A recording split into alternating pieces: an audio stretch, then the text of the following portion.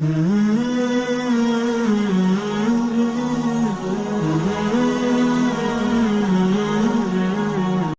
ہیں؟ ہم سب کو ایجوکیشن کے ماحول میں پڑھاتے ہیں، بڑا مہربانی فرما کر احتیاطی تدابیر سے آگاہ کریں۔ دیکھیں جو بھی کوئی ایجوکیشن کے ماحول میں پڑھا رہے ہیں تو نظر کی حفاظت کریں۔ ان سب اسٹوڈنٹس کو اپنی بیٹیاں سمجھیں، اپنی بہنیں سمجھیں۔ پھر بھی نہیں سمجھ میں آ رہا تو نظر کی حفاظت کریں، کیا خیال ہے؟ ٹھیک ہے نا؟ اور معذرت کے ساتھ 4 شادیاں بھی کر لیں، آپ کو برا تو لگے گا۔ حلال، ایک حدیث میں دعا آتی ہے، اللہم اکفنی بحلالک عن حرامک، اے اللہ مجھے حلال اتنا دے دے کہ حرام سے میرے قدم بچ جائے۔ دیکھو بھوکے آدمی ہیں اور روٹی رکھی ہوئی ہے، چوری کرنے کا دل چاہ رہا ہے، روٹی رکھی ہوئی اور چوری کرنے کا دل چاہ رہا ہے، تو اس چوری سے بچنے کا ایک طریقہ تو یہ ہے کہ آپ چوری کے خلاف بیانات سنیں، چور کا اسلام میں ہاتھ کاٹنے کا حکم، اور چور ایسے تو وہ چوری بہت بری حرکت ہے، غیر اخلاقی حرکت ہے، یہ بھی اس طریقہ ہے۔ اور ایک طریقہ یہ، پیسے جیب میں پڑے ہوئے خرید کے 2 روٹیاں کھا لو، اس کے بعد کوئی ہدیے میں بھی دے گا تو وہ جو جس روٹی کے چوری کرنے کا دل چاہ رہا تھا نا، وہ کوئی پلیٹ میں رکھ کے فری میں بھی دے گا تو آپ کہو گے بھائی اتنا پیٹ ہے، اس سے زیادہ گنجائش بولو نا۔ تو اللہم اکفنی بحلالک عن حرامک، اے اللہ حلال اتنا دے کہ حرام سے، خواتین تو نہیں سن رہی نا بیان؟ الحمدللہ۔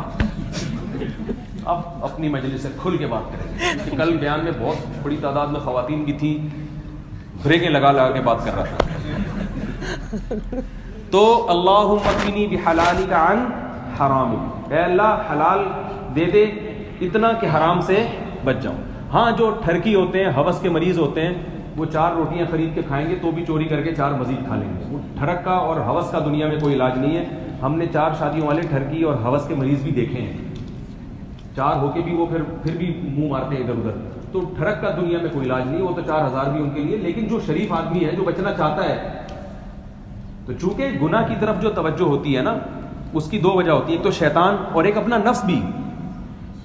تو نفس کے 2 گناہ ہوتے ہیں، ایک وہ جو ہمارے باڈی کی ریکوائرمنٹ ہے، کچھ گناہ ایسے ہوتے ہیں جو باڈی کی ریکوائرمنٹ ہے، تو شریعت نے اس سے یہ نہیں کہا کہ بچو، شریعت نے کہا غلط طریقے سے نہیں، بلکہ یہاں ڈاکٹر بھی بیٹھے ہوئے ہوں گے نا، کوئی میڈیکل MBBS ڈاکٹر ہے کوئی، دیکھو ڈاکٹر صاحب بیٹھے ہیں ماشاءاللہ۔ ڈاکٹر صاحب مجھے آپ یہ بات بتائیں کہ جیسے بھوک، یہ روٹی کھانا ہماری باڈی کی ریکوائرمنٹ ہے نا، کیا خیال ہے؟ وہ بیٹھے ہوئے ہیں، وہ جو پیچھے ہیں نا، انہوں نے ہاتھ۔ تو اب آپ مجھے یہ بات بتائیے کہ مرد کی جو عورت کی طرف توجہ ہوتی ہے، جس کو لوگ مجھے کہتے ہیں بیہودہ باتیں ممبر پہ بیٹھ کے کرتا ہے، مجھے یہ بات بتائیے جو بالغ آدمی کی عورت کی طرف جو توجہ ہے، یہ باڈی کی ریکوائرمنٹ ہے نا، اس میں نیک بننے سے یہ ریکوائرمنٹ ختم ہو جاتی ہے؟ انہیں آپ کہیں تبلیغ میں 4 مہینے لگا لیے اور مفتی صاحب کے بیان سن کے تو اور آدمی جوان ہو جاتا ہے، اور یہ بزرگوں کی صحبت اٹھائی تو اب یہ ریکوائرمنٹ ختم ہو جائے، یہ ہو سکتا ہے؟ تو یہ نہیں ہو سکتا۔ اور جو چیز ممکن نہیں ہے، اسلام نے اس کا ہمیں حکم دیا، کیونکہ اسلام تو دین فطرت ہے، وہ تو نیچر پہ چلائے گا، اس نے رکھی اس لیے تاکہ حاصل کرو۔ لیکن روٹی کی خواہش اگر آپ میں پیدا ہوتی ہے اور آپ ناجائز طریقے سے حاصل کرتے ہو، کسی سے روٹی چھین لیتے ہو یا چوری کر لیتے ہو، یہ غلط ہے۔ اس کا طریقہ کیا ہے بھائی؟ پیسے کماؤ، جاب کرو، کوئی جاب نہیں کر سکتے، گیتی پھاوڑا اٹھاؤ، مزدوری کرو، پیسے کماؤ اور روٹی خرید کے کھاؤ، اللہ کی نعمت ہے۔ تو بیائی نہیں، یہی مسئلہ عورت کا بھی ہے کہ آپ کو ایجوکیشن میں ہے، ادھر ادھر آنکھ مٹکے کا دل کرتا ہے، وہ دل اس لیے نہیں کرتا کہ آپ نیک نہیں ہیں، وہ اس لیے کرتا ہے کہ آپ آدمی ہیں، سمجھ میں آ رہی ہے؟ وہ اس لیے کرتا ہے کہ آپ کیا ہیں؟ آپ آدمی ہیں۔ تو آدمی ہو تو دل کرے گا، لیکن اب اس دل کی خواہش کو پورا حرام طریقے سے نہیں کرنا۔ وہ دل اس لیے کر رہا ہے، اللہ چاہ رہے ہیں کہ حاصل کرو، لیکن اللہ نے کہا یہ والا طریقہ غلط ہے، یہ والا صحیح۔ نکاح کا پیغام بھیجو تو 4 کر لو، 2 کر لو، 1 کر لو، 3 کر لو، اپنی ذمہ داری پہ، لیکن یہ پہلے بتا دیا۔ تو اس سے کیا فائدہ ہوگا؟ رسول اللہ صلی اللہ علیہ وسلم نے فرمایا، اور میڈیکل سائنس بھی کہتی ہے کہ نبی نے کیا فرمایا کہ نکاح سے فَإِنَّهُ أَغَضُّ لِلْبَصَرِ، نکاح کرنے سے انسان کی نگاہیں جھک جاتی ہیں، کیونکہ جب سحری حاصل ہو گئی، جو ایک باڈی کی ریکوائرمنٹ تھی وہ پورے طریقے سے پوری ہو گئی، تو اتنی اللہ نے جسم میں طاقت نہیں رکھی ہوتی کسی کے کہ وہ 4 عورتیں ہو، ہوس کا مریض ہو تو ایک الگ بات ہے نا، تو 4 کے بعد بھی وہ اتنا پاورفل ہو کہ اس کا پھر بھی مزید، تو ایسا ہوتا نہیں ہے، وہ اپنی بیویوں سے ہی نظریں چرانا بیچارہ شروع کر دیتا ہے، حقیقت ہے، اتنی طاقت تھوڑی آج کل لوگوں میں ہوتی ہے۔ تو حلال کی طرف اگر جاؤ گے، اس کا معاشرے کو بھی فائدہ ہے۔ معاشرے کو فائدہ کیا ہے کہ ان عورتوں کو بھی ٹھکانہ مل جائے گا، وہ بھی ماری ماری رشتوں کے لیے نہیں پھریں گی. مجھ پہ بہت لوگ انگلیاں اٹھاتے ہیں کہ میں اس ٹاپک کو کیوں چھیڑتا ہوں. بہت سی عورتیں مجھے تانے دیتی ہیں. میں آپ کو خواتین کی کارگزاریاں سناؤں جن کے میرے پاس فون آتے ہیں جو شکریہ ادا کرتی ہیں تو آپ حیران ہو جائیں گے. ایک خاتون کا میرے پاس فون آیا کہ میں اپنے شوہر کی تیسری بیوی ہوں اور میرے 3 بچوں کے ساتھ میرے شوہر نے مجھ سے تیسری شادی کی ہے. مفتی صاحب میں آپ کا تہہ دل سے شکر ادا کرتی ہوں. میرے شوہر آپ کے بیانات سنتے تھے جس کی وجہ سے انہوں نے مجھ سے نکاح کیا, ورنہ مجھے نکاح کی امیدیں ختم. میں نے 2 سال جس عذاب میں گزارے وہ خاتون کہہ رہی ہے وہ میں ہی جانتی ہوں. کوئی شادی کرنے کے لیے تیار نہیں تھا. آپ کے بیانات کی وجہ سے اللہ نے مجھے اچھا شوہر دے دیا ہے. گناہ سے بھی میری عورت کو میں بھی تو گناہ کا خطرہ ہوتا ہے نا, گناہ سے بھی حفاظت ہو گئی, میری معاشی کفالت کا بھی انتظام ہو گیا, میری بچیوں کو ایک باپ بھی بولو بھائی مل. یہ ایک واقعہ. ابھی میں نے کراچی میں ایک ورک شاپ کروائی ہے, انشاءاللہ عمان میں بھی ہم ایک ورک شاپ کروائیں گے.